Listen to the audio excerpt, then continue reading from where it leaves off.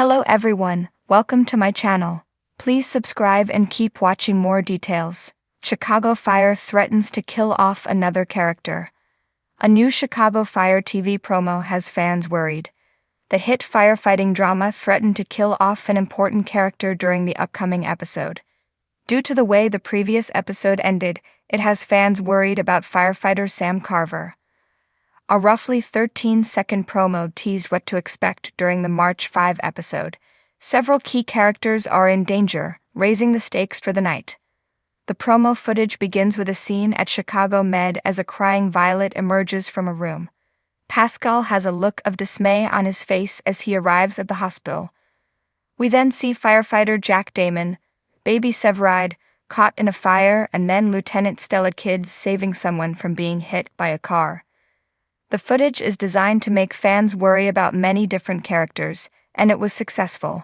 Chicago Fire Season 13, Episode 15 Synopsis.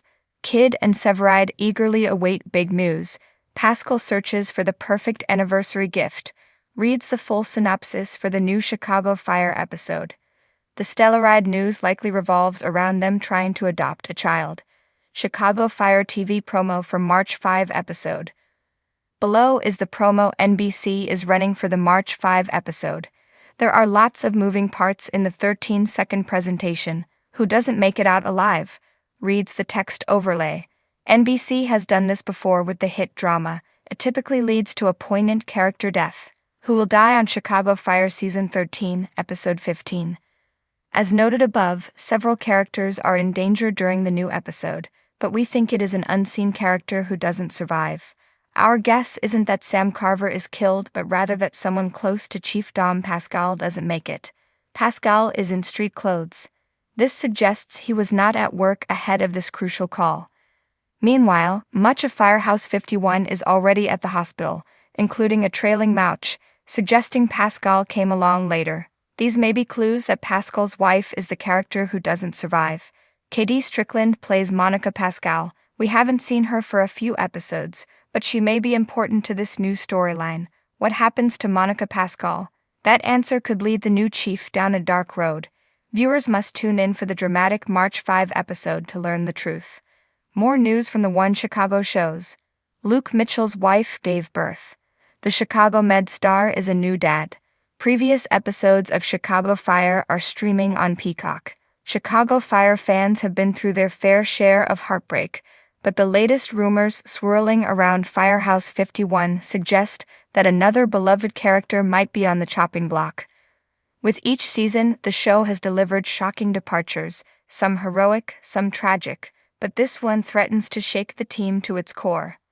As the latest season heats up, tension is mounting around Lieutenant Joe Cruz.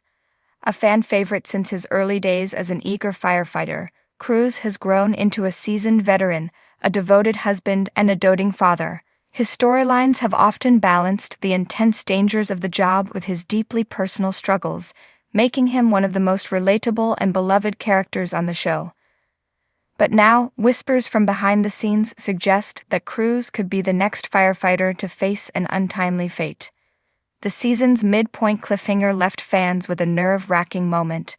Cruz, caught in a burning warehouse, struggling to free a trapped victim as flames raged around him. The episode ended in classic Chicago Fire fashion, with a fiery explosion and no confirmation of who made it out alive.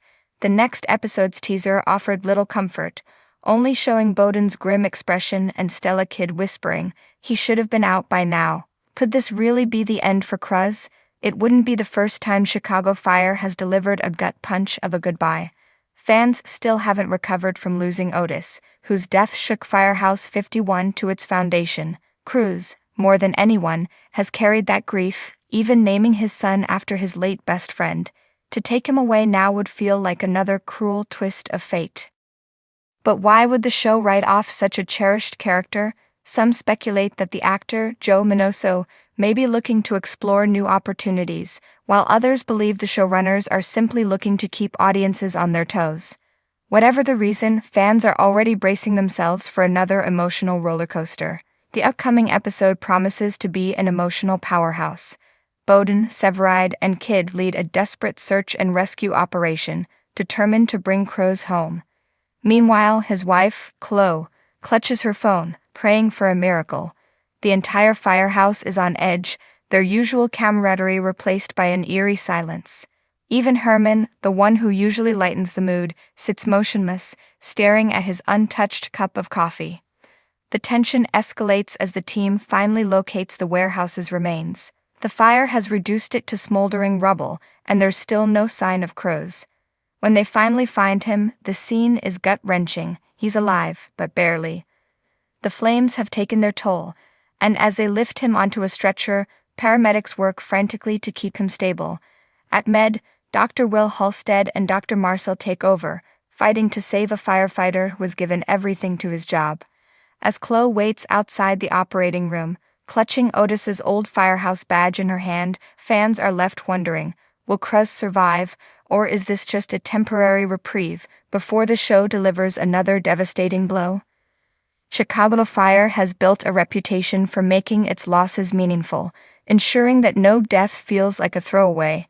If this truly is the end for Joe Cruz, it will be one that leaves Firehouse 51 forever changed. But if the show has taught fans anything, it's that even in the face of heartbreak, the family at Firehouse 51 finds a way to carry on. For now, all fans can do is wait and hope that this time, Chicago Fire spares them the agony of another tragic farewell. The tension at Firehouse 51 had never been thicker. The air was heavy, filled with the unspoken worry of a family that had already lost too much. Rumors swirled through the halls like smoke from a lingering fire. Someone wasn't making it out of this season alive. Chief Wallace Bowden had seen it before. He had given too many eulogies, comforted too many grieving firefighters' families. But this time something gnawed at him in a way that was different. A premonition, a sense of doom. His gut, the very instinct that had saved his own life countless times, was warning him. Someone from 51 was running out of time. The shift began like any other. Kelly Severide tightened the straps on his turnout gear, his mind preoccupied with Stella. She'd been different lately, distant. He shook the thought away. If there was one thing the firehouse had taught him, it was to focus when it counted. And right now, it counted more than ever. Sylvie Brett stood by the ambulance, her fingers gripping the edge of the rig. She had been through the ringer this year, torn between love, duty, and the unrelenting pull of Chicago. A part of her still thought about Matt Casey and what could have been. But she had no time to dwell on it when the alarm blared, sending them all scrambling into action. Structure fire, possible entrapment.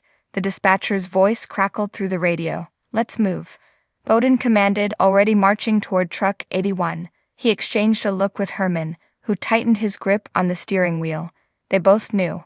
A call like this had danger written all over it. By the time they arrived, the building was an inferno. Flames licked at the sky, smoke billowed in thick, black plumes. The fire was alive, hungry, and it had no mercy. 2 civilians still inside. A frantic bystander yelled, pointing toward the second floor. Severide, kid, go in through the front, Bowden ordered. Cruz, take the back. Joe Cruz, always the first to jump into action, nodded and took off. His mind flashed to his family, his wife, Chloe, his baby boy. He'd promised them he'd be careful, but he also knew there was no hesitation in this job. Lives depended on it. Inside, the fire crackled and roared like a living beast.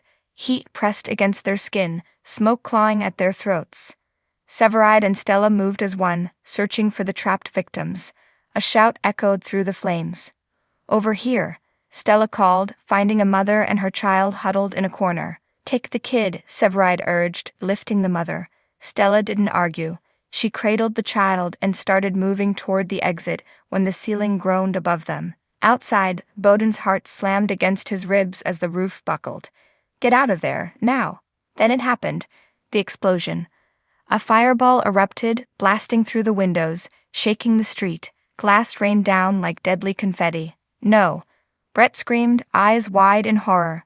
For a moment, there was only silence. Then the comms crackled.